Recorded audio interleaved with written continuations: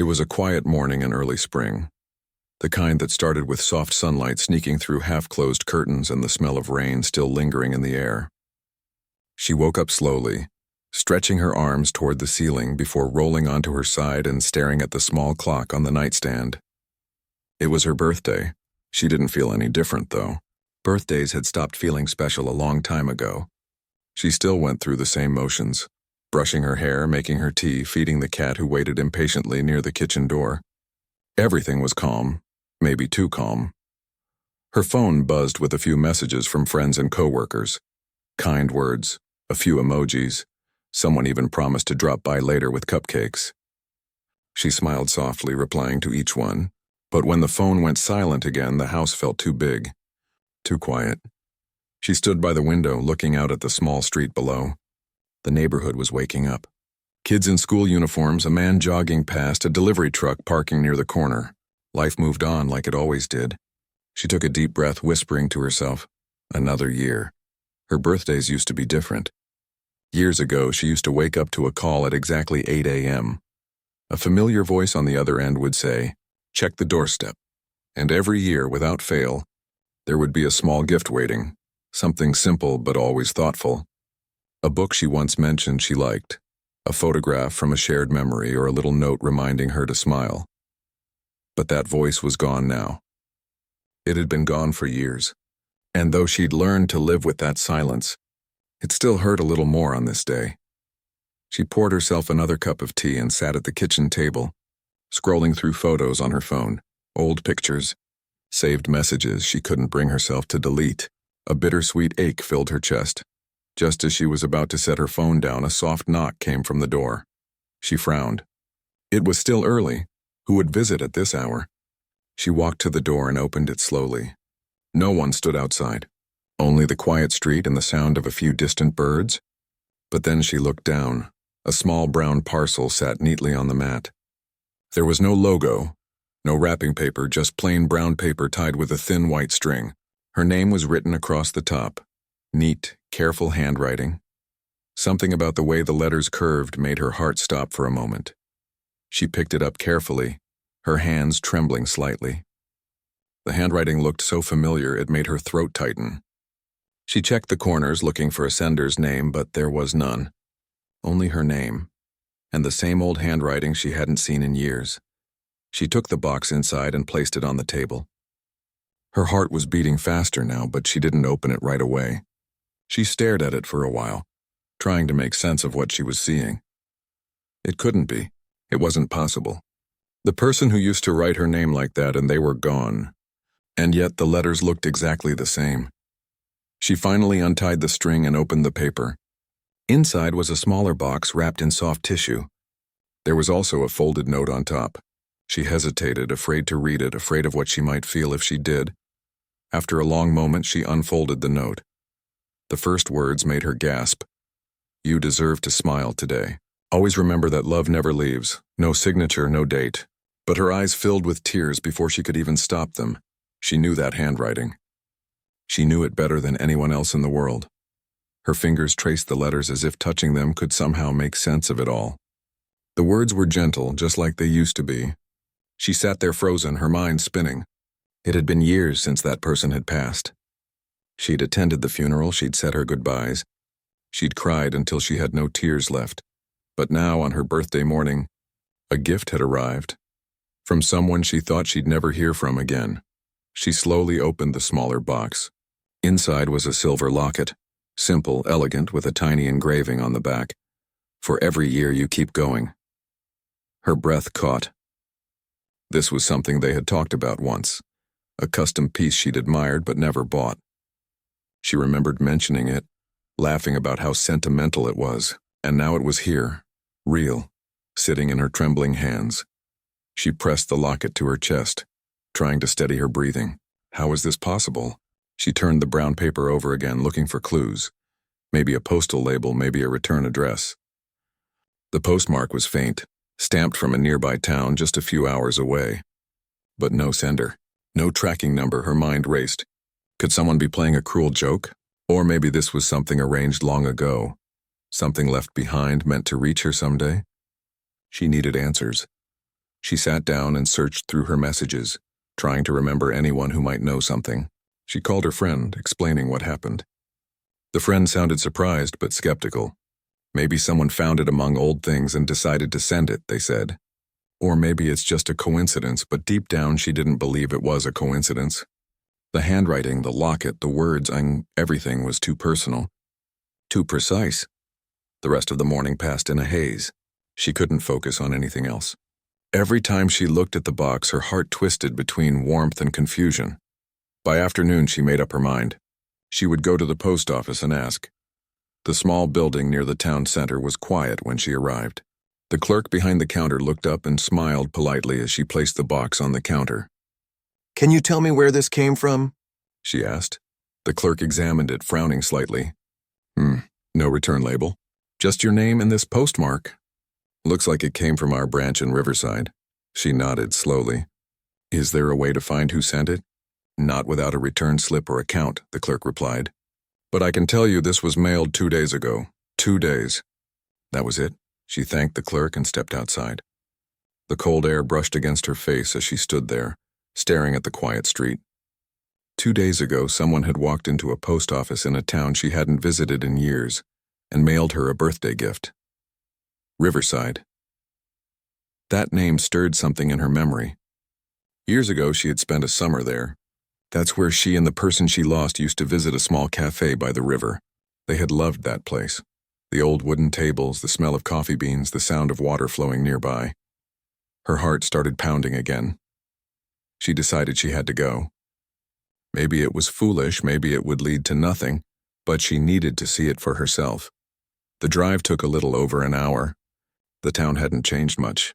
Same old bridge, same narrow streets lined with brick houses. She parked near the cafe, her hands trembling slightly as she stepped out of the car. The cafe looked almost exactly as she remembered it. Warm light spilled through the windows and the same bell above the door jingled softly when she entered.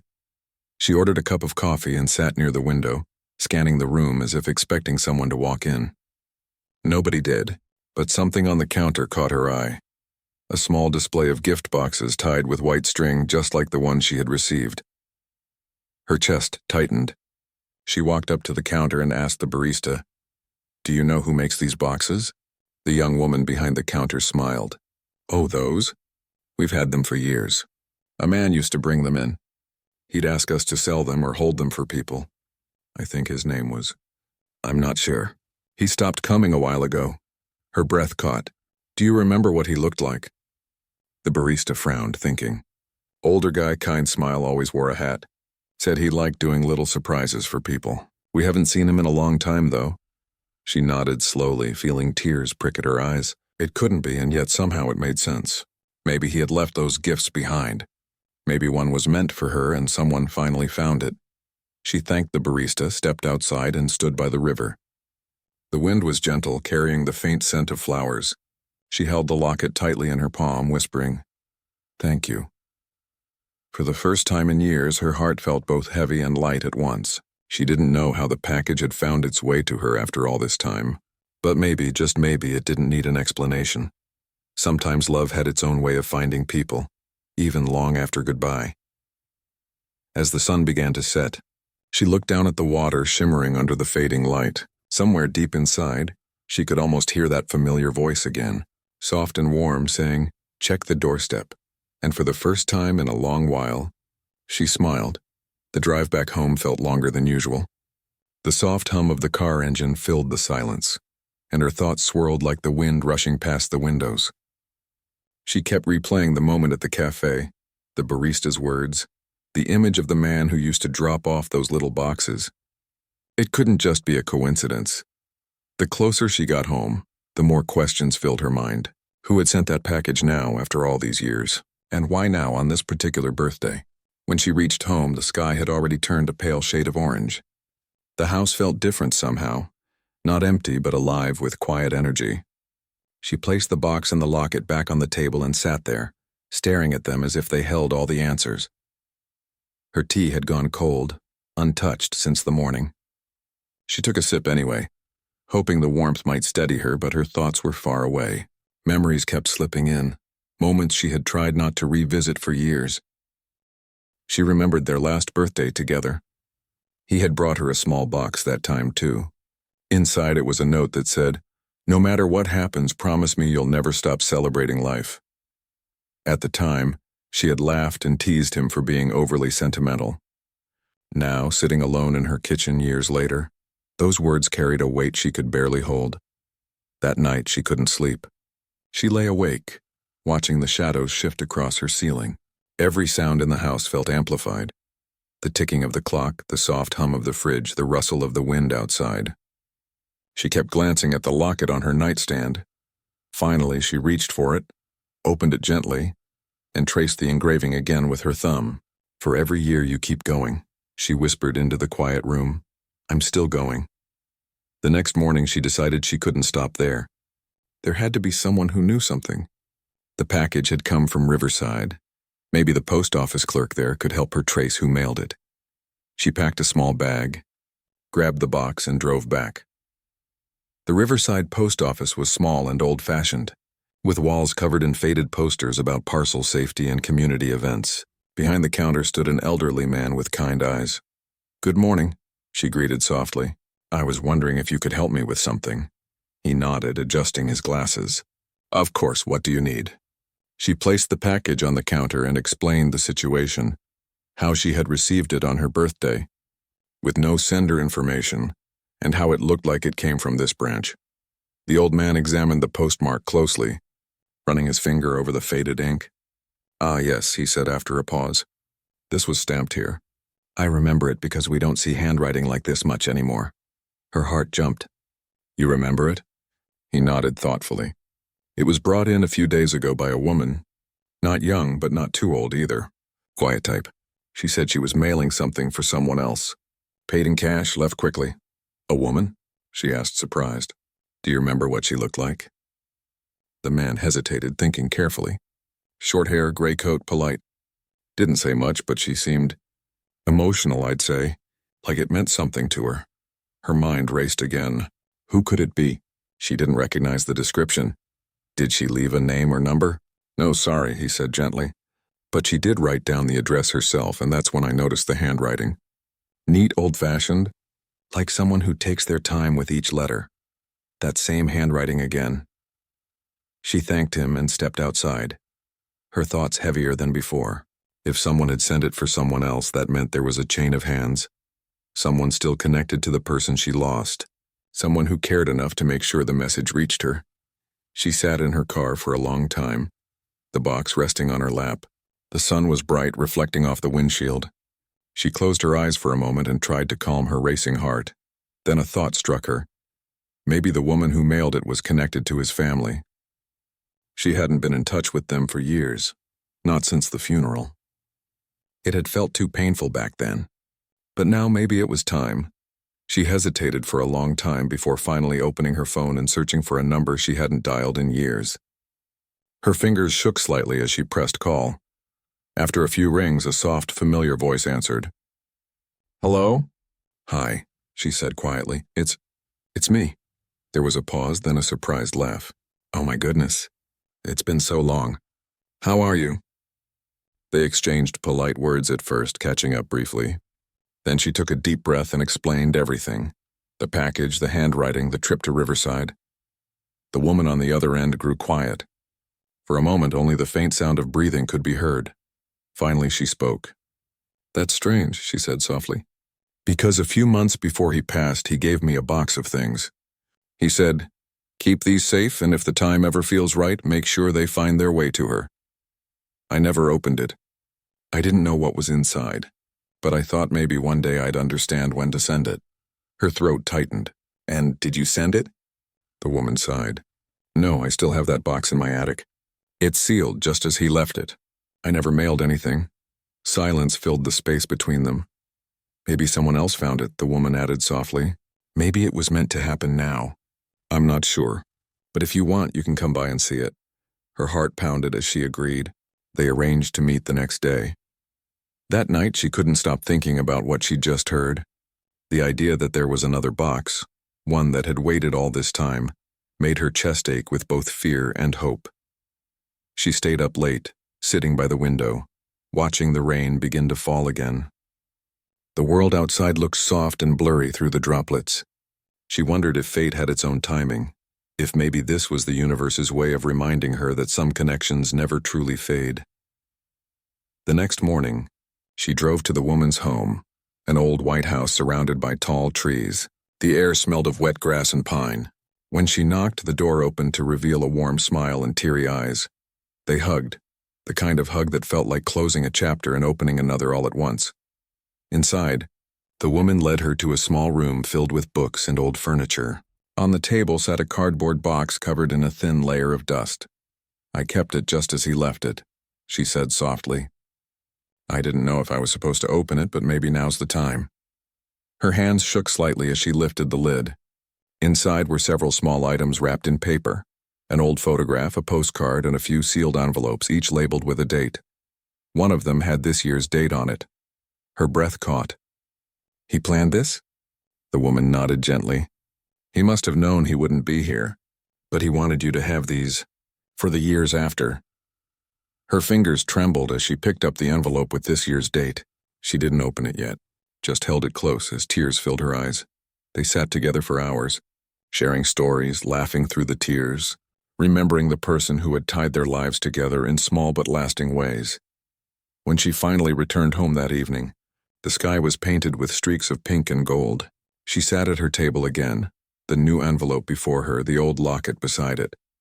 The words he'd once written echoed in her mind. "You deserve to smile today." She smiled faintly through her tears. For the first time, she felt like she was beginning to understand what he meant. This wasn't about sadness. It wasn't about holding on to what was gone. It was about realizing that love, real love, doesn't disappear. It simply finds new ways to show up, even when we least expect it. She took a deep breath, opened the envelope slowly, and began to read.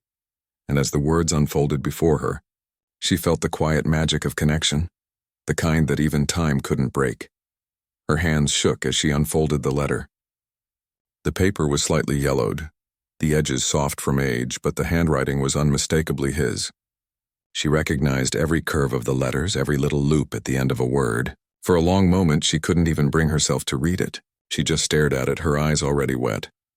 Finally, she took a deep breath and began. "If you're reading this, it means another birthday has found you. I don't know where you'll be or what life will look like then, but I hope you found reasons to smile again. I hope you still drink your tea too hot, still talk to the cat like it understands, still hum when you forget you're doing it." Her lips trembled as she read. It felt like he was right there, sitting across the table, teasing her the way he used to. She could almost hear the warmth in his voice. The letter continued. "I'm not sure how long letters can travel through time. I don't even know if this one will ever reach you. But just in case it does, I wanted you to remember one thing.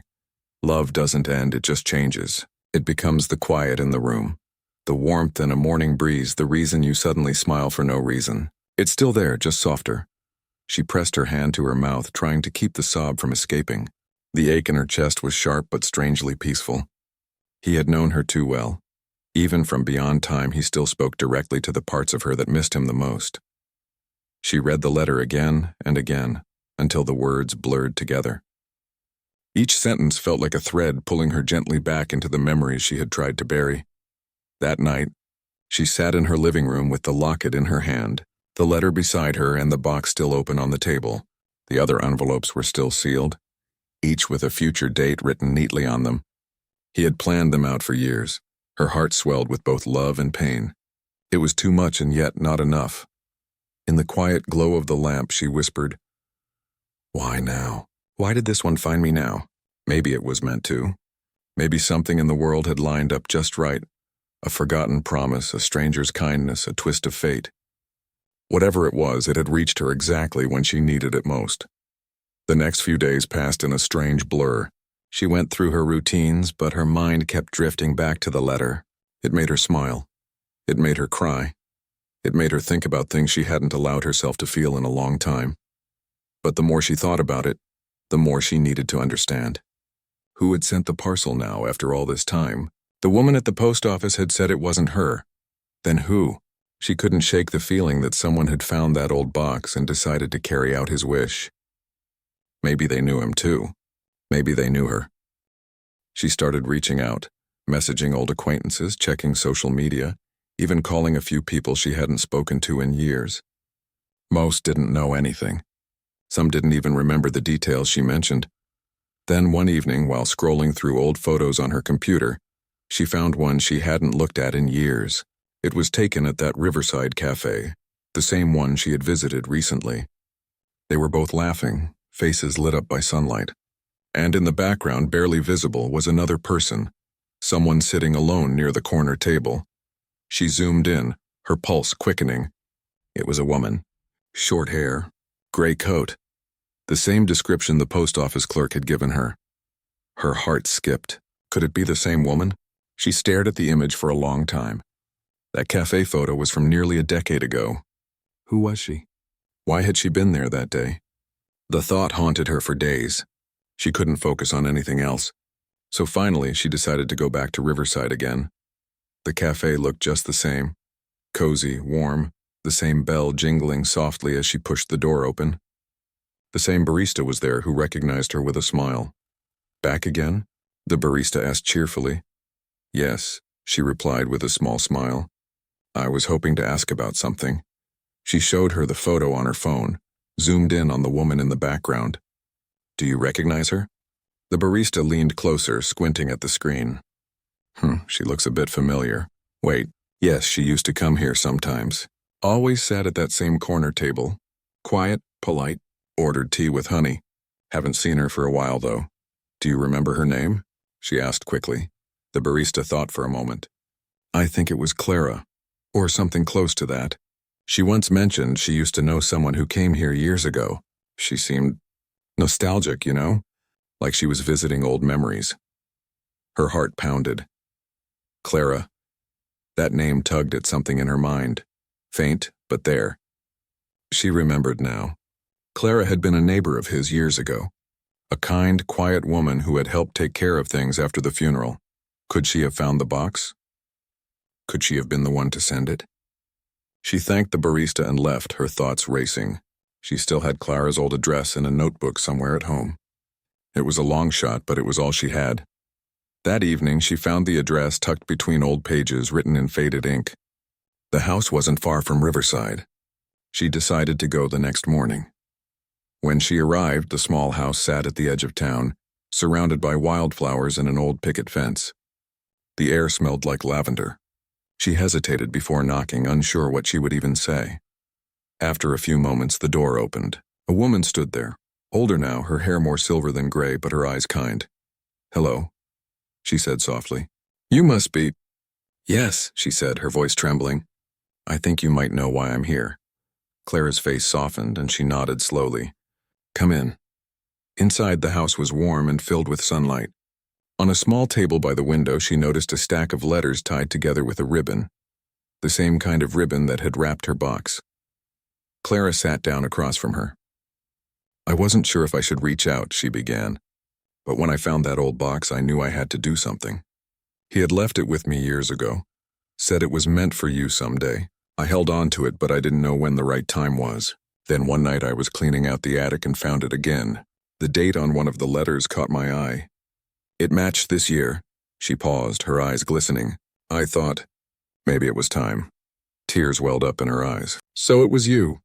You sent it, Clara nodded gently. I hope that was okay. I didn't want to bring you pain. She shook her head quickly. No, you didn't. You gave me something I didn't know I needed. The two women sat quietly for a long time, sipping tea and sharing stories about him. His kindness, his little habits, the way he always thought ahead for others. It felt like he was there with them somehow, in the sunlight, in the soft laughter that slipped between the memories. When she finally left, she felt lighter than she had in years. She thanked Clara for keeping the promise, for carrying something so meaningful for so long. As she drove back home, she kept thinking about everything she had learned. The mystery wasn't about how the gift arrived, and it was about why it did. It had found her when her heart was finally ready to open again. That night, she placed the letter in a frame on her nightstand. Every time she looked at it, she didn't see loss anymore. She saw connection, people who cared enough to keep love alive, Even after it seemed gone, she realized something beautiful then, that sometimes the people we lose leave behind ripples that reach us in ways we can't predict. And when they do, it's not to make us sad again. It's to remind us that we were loved deeply, and that love never truly disappears. As she turned off the light and lay in bed, the quiet didn't feel empty anymore. It felt peaceful, like someone somewhere was still keeping their promise. The next few days felt quiet but full, like the calm that comes after a long storm. She still woke up early, still made her tea the same way, still fed her cat who meowed impatiently every morning. But something inside her had changed. The house didn't feel as empty anymore. The letter now sat in a small frame on her nightstand. Every morning she'd glance at it and smile. The locket rested beside it, catching the sunlight that filtered through her curtains. It wasn't just an object anymore. It felt like a bridge, a connection between what was and what still remained. But deep down, she couldn't stop thinking about something Clara had said, that there had been other envelopes. The one she had opened was only one part of the story. There were still letters left, each written for a different year, waiting to be read. Clara had kept them safe all this time, and now they were hers to hold. That weekend, Clara called her. "I've been thinking," she said gently. "Maybe it's time you had the rest. He wanted you to have them after all." Her chest tightened. "Are you sure?" "Yes," Clara replied. "He left them for you, not for me to keep in boxes." She drove back to Riverside the next day. The weather was soft and cool, a thin mist hanging in the air. When she arrived, Clara was waiting by the door with a small wooden box in her hands. "It's all here," Clara said, handing it over carefully. "I never opened any of them." The box was light but felt heavy with meaning. Inside were 5 envelopes, each one sealed, each labeled with a different year. Some had already passed. Only 2 were dated for the future. Her heart ached as she looked at the handwriting again. Even after all these years, it was still steady, still full of the same quiet care. "Thank you," she whispered, her voice trembling. Clara smiled softly. "You know, he talked about you often. Said you were the reason he learned how to be grateful for the little things. I think that's why he planned this. He wanted you to keep finding joy, even when he couldn't be here to remind you." Tears filled her eyes and she hugged Clara tightly before leaving. Back home, she placed the wooden box on her table. For a while, she just sat there staring at it in silence. She didn't want to rush. Every letter inside felt like a heartbeat from the past, something sacred. Finally, she opened the box and took out one of the older envelopes, dated just a year after he was gone. She hesitated for a long time before opening it, afraid that reading it might pull her back into old grief. But when she unfolded the paper, her heart softened. "If this reaches you someday," it began, "I hope you've forgiven life a little. It's not fair sometimes, I know. But you still have so much left to see. Go travel somewhere new. Try something you've never dared to try. Don't let my absence make your world smaller." She smiled through her tears. He always used to tell her to live more, to stop waiting for the right time. The next letter was from 2 years later. "Have you been to the sea yet?" "I hope so. You always said the ocean made you feel free. I can picture you there, wind in your hair, eyes closed. If you haven't gone yet, promise me you will." She laughed softly, shaking her head. He knew her too well. She spent hours reading through the letters one by one. Some made her laugh. Some made her cry so hard she had to pause. But every single one carried the same message: to live, to love, to move forward. By the time she reached the final sealed envelope, the one marked with next year's date, she couldn't bring herself to open it yet. It didn't feel right. Not yet. She placed it back in the box, whispering, "Next year. I'll wait." That night, she sat outside on her porch under the stars. The air was cool, the kind that smelled faintly of rain and blooming flowers. She held the locket between her fingers and thought about how everything had unfolded, how a single mysterious package had led her back to long-lost connections, long-buried emotions, and a part of herself she thought she had lost forever. The truth, she realized, wasn't about who mailed the box or when. It was about why it came when it did. Maybe life had a way of returning love to us when we needed it most. Maybe the timing had never been random. The next morning, she decided to visit a place she hadn't gone to in years, the cemetery. She had avoided it for so long, afraid it would only reopen wounds. But now she felt ready. She brought the locket and one of the letters with her. The drive was quiet, peaceful. When she reached the small cemetery on the hill, the air was still and gentle. She walked slowly along the path, her footsteps soft against the gravel. When she reached his grave, she knelt down and placed her hand against the stone. The name still made her chest tighten, but there was no bitterness this time, only warmth. "I got your letter," she whispered. "All of them."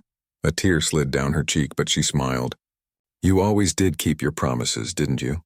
She placed one of the older letters beside the stone, tucked under a small white flower. "Thank you," she whispered again, "for reminding me to keep going." The breeze picked up, brushing her hair softly across her face. The sound of leaves rustling above her felt almost like a response, gentle, familiar, comforting. As she stood there, something in her heart shifted. For years, she had been living half-present, weighed down by memories of what she had lost. But now she understood. Love wasn't something that vanished. It was something that changed form and stayed, quietly guiding you until you learned to stand again. When she drove home that day, the world looked brighter. The trees seemed greener, the sky clearer. She noticed the small things again. The laughter of children playing near the street, the smell of bread from the bakery, the sound of birds singing on power lines. It felt like waking up after a long sleep. That evening, she decided to do something she hadn't done in years. She baked a cake, a small one, simple, with chocolate frosting. Not because it was her birthday, but because she wanted to celebrate something. When it was done, she lit a single candle, placed it in the center, and whispered softly, "For you." Then she blew it out, smiling through her tears. The phone rang just then, one of her friends calling to check in. They talked for an hour, laughing, making plans to meet next weekend. It felt good. It felt alive. Later that night, she sat by her window watching the moonlight spill across the floor. She thought about how far she had come, from that lonely morning on her birthday to this quiet peace that now filled her heart. She reached for the last envelope in the box, the one for next year. She didn't open it, but she held it close, pressing it to her chest. "Next year," she whispered, smiling. "I'll be ready." The world outside was calm, the air filled with the soft hum of night. She felt grateful, not just for the letters or the memories, but for the reminder that even when people leave, their love doesn't. It lingers in the smallest things, in kindnesses, in laughter, in the courage to keep going. And as she drifted to sleep, she could almost hear that familiar voice again, quiet and warm, saying, "You did it. You kept going." For the first time in years, she believed it.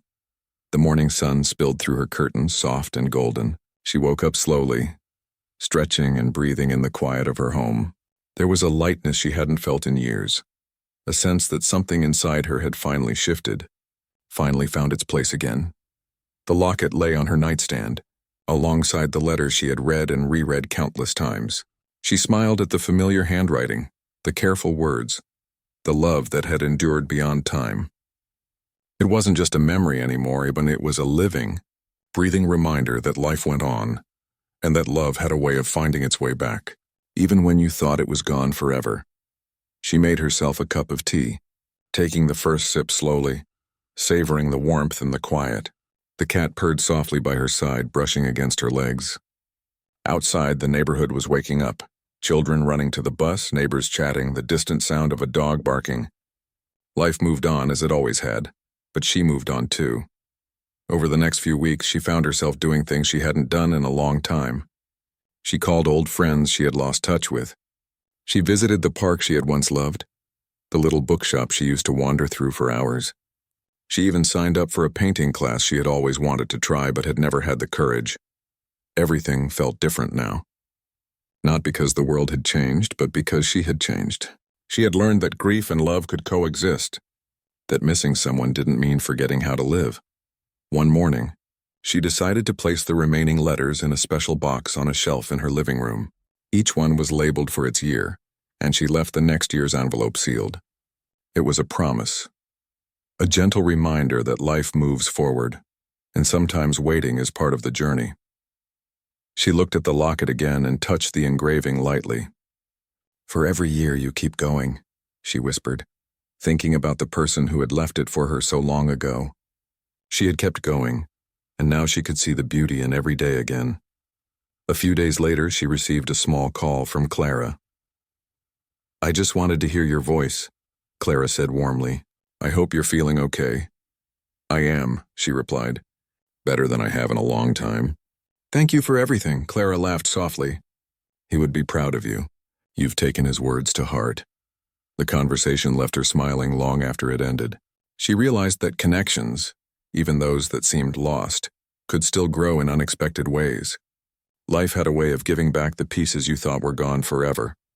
That weekend, she invited a few close friends over for a quiet gathering. There was laughter, simple food, and the kind of warmth that fills a room without needing to be asked. When it came time for cake, she held the locket in her hand for a moment, thinking about the love that had reached her from the past, and then she set it gently beside her plate. She didn't speak of the letters in detail. She didn't need to. Her friends noticed the small sparkle in her eyes, the way she seemed lighter, calmer, more present. They could see it in her smile. Later that night, she sat by the window, the city lights twinkling in the distance. She thought about all the birthdays she had lived through, the quiet ones, the lonely ones, the ones filled with laughter, and how this year had changed everything. The gift she had opened that morning months ago had been more than a box or a letter. It had been a bridge, a way to reconnect with the love she had thought lost, and a reminder that love never truly disappears. It transforms. It lingers. It guides you forward when you are ready to receive it. She picked up the locket again and smiled softly. She could almost hear the familiar voice, warm and gentle, saying, "Keep going, keep living, keep loving," and she would. The next morning, she went for a walk in the park. The flowers were in bloom, the sun shining brightly on the path. She noticed the small joys around her, the laughter of children, the songs of birds, the gentle sway of tree branches in the breeze. Life felt full, alive, and meaningful. She paused near a bench overlooking a small pond and reached into her pocket, pulling out a small piece of paper, one of the notes she had saved from the letters. She read it quietly to herself. Love never leaves. It only finds new ways to show up. She smiled, feeling it in every part of her. Every breath, every heartbeat, every quiet moment. From that day on, she lived differently. She embraced the small joys.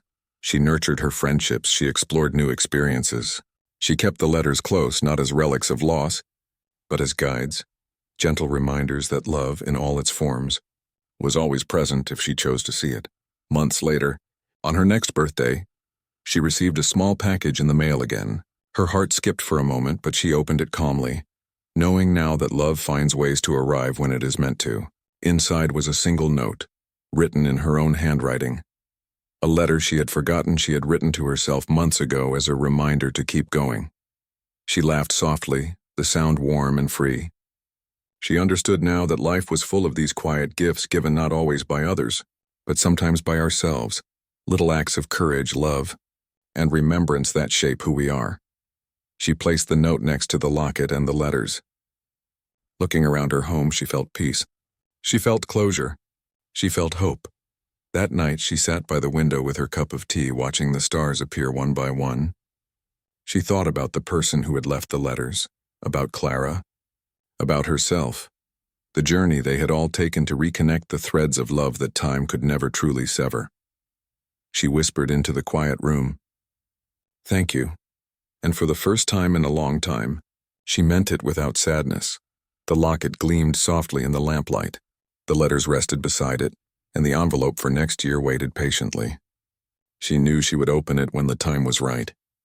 Until then, she would live fully, embrace the love around her, and cherish every small moment. Because she had learned the most important truth. Love is never really gone. It changes shape. It lingers in memories, in gifts, in letters, in acts of kindness, and when we are ready, it finds its way back, quietly, gently, but with all the power to heal and transform. The wind whispered softly through the open window, carrying the scent of blooming flowers and fresh rain. She leaned back, letting herself breathe in deeply. A sense of calm wrapped around her like a warm blanket. She could feel it. The world was larger, brighter, and full of possibilities she had almost forgotten existed. She smiled, pressing the locket gently against her heart. She had opened the gift once, not knowing it would change everything. Now she understood. That gift, the letters, the locket, the love, was not just from someone she thought was gone. It was from life itself, reminding her that love endures, and that every moment is a chance to keep going, to keep living, and to keep loving, and she would. After that visit with Clara and the discovery of the remaining letters, the days that followed were quiet but intense.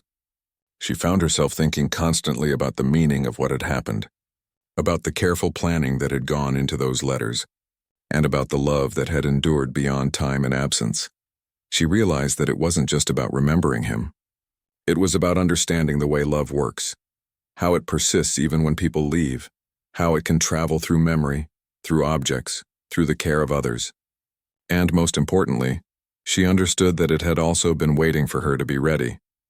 Each morning she would sit with a cup of tea, holding the locket, opening a single envelope if the date matched that year. Some letters reminded her of the past, some encouraged her to live in the present, and some quietly nudged her toward the future. Every word carried a gentle push. Go forward, be brave, allow yourself to smile. She spent one morning rereading a letter from 2 years after he had passed. It spoke of small joys and little adventures, walking along a river, visiting a town she had never explored, taking a painting class she had once talked about but never dared to try. She realized then that he had been teaching her, through these letters, how to live fully again. She started taking small steps. First, she revisited the riverside cafe, sitting quietly by the same window where she had once seen Clara in the background of that old photograph. She watched the water ripple in the morning light, letting herself breathe deeply for the first time in years. She noticed the world in small details, the sparkle of the sun on the water, the distant chatter of children, the smell of coffee mixed with the fresh morning air. She felt alive. Next, she began reconnecting with her friends, those she had drifted away from after the loneliness of grief. She shared stories of the letters with a few she trusted, careful not to overwhelm them, but she wanted them to understand how love can reach across time, even when someone isn't physically present. Their responses were mixed. Some were amazed, some skeptical, but all of them could feel the change in her energy, the warmth that now radiated from her. One afternoon, she walked through the park she used to avoid because it reminded her of the past. She noticed the flowers blooming, the sound of birdsong, the laughter of children playing near the fountain. A small part of her ached with memory, but a larger part smiled at the beauty of the present. She sat on a bench and opened one of the letters marked for that year. It encouraged her to take a day trip somewhere new, to see the world she had put aside while mourning, and so she did. She drove to a nearby town she had never visited, wandered through narrow streets, sampled local food, and talked with shopkeepers and strangers. She took photos of everything: the old brick buildings, the colorful flowers spilling from window boxes, the quiet river that reminded her of Riverside. That day she realized she was not just living again, she was noticing life in a way she hadn't before. Back home, she reflected on all of it: the letters, the locket, the visit with Clara, the mysterious arrival of the birthday gift. It all pointed to something deeper. She understood that grief wasn't about forgetting or moving on quickly. It was about integrating love, memory, and experience into her daily life, and allowing those feelings to guide her toward the life she still deserved. Her friends began to notice her change more clearly. She laughed more freely. She planned little adventures.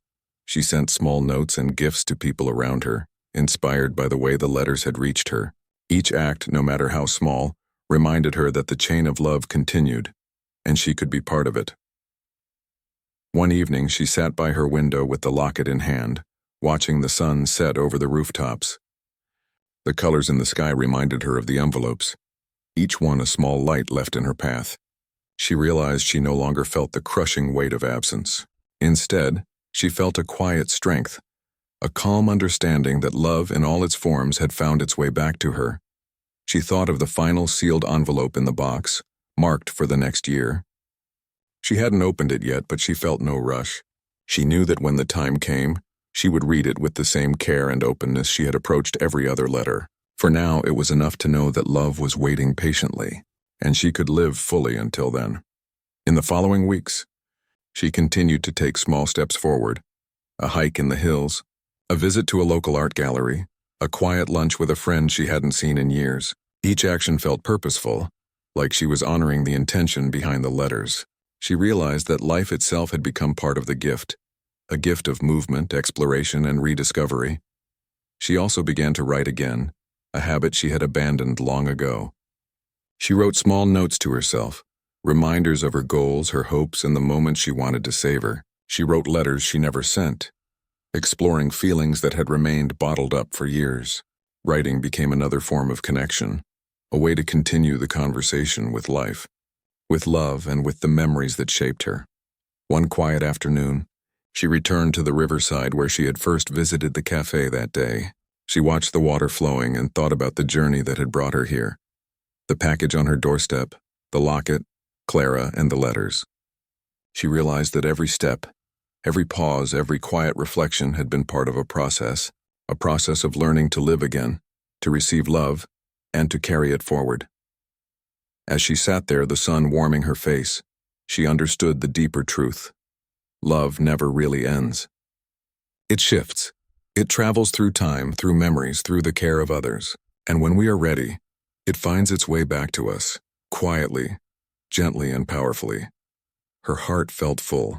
She felt gratitude not just for the letters or the locket, but for the life she had rediscovered, for the people who had helped her reconnect, and for the person who had thought ahead so carefully to leave her this gift.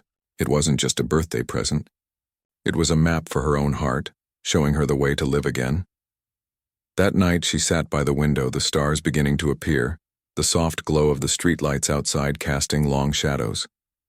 She held the locket in her hand, and for the first time in a long time she didn't feel lonely. She felt part of something larger, a world connected by unseen threads of care, memory, and love. And she knew she would continue forward, carrying these lessons with her. She would open the final envelope when the year came. She would continue her small acts of kindness, and she would cherish the quiet reminders that love never truly leaves.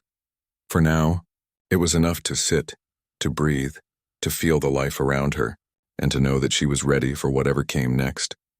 Years passed, and her life continued to grow in quiet, meaningful ways.